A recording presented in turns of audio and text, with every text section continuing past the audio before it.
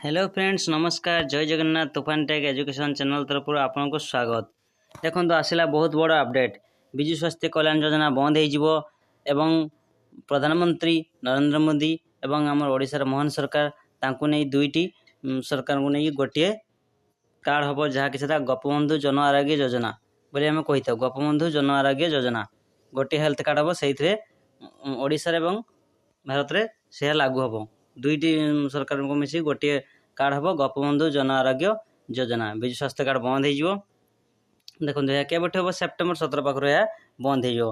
Gopabandhu Jan Arogya Yojana 2024 registration online card download देखो केवट आवेदन हम और क्यों मैंने आवेदन कर तो वीडियो को प्रथम शेष पर्यटन देखूँ और जो मैंने चैनल नुआ चैनल को सब्सक्राइब कर दि applicant must be permanent resident of Odisha state Odisha से जड़े एप्लिकांट हो जे कि बयस 18 वर्ष ऊर्ध्व हो only citizen of economically waker section केवल गरीब श्रेणी लोक मैंने पाइबे।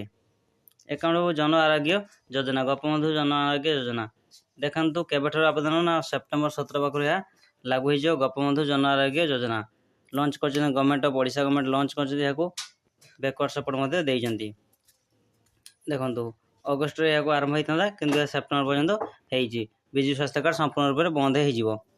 तो यह आसो जन आरोग्य योजना कौन से आयुष्मान कार्ड ए आसब ना। जदि आपको वीडियो भल लगता है वीडियो को लाइक कमेंट शेयर और सब्सक्राइब कर दिखाँ।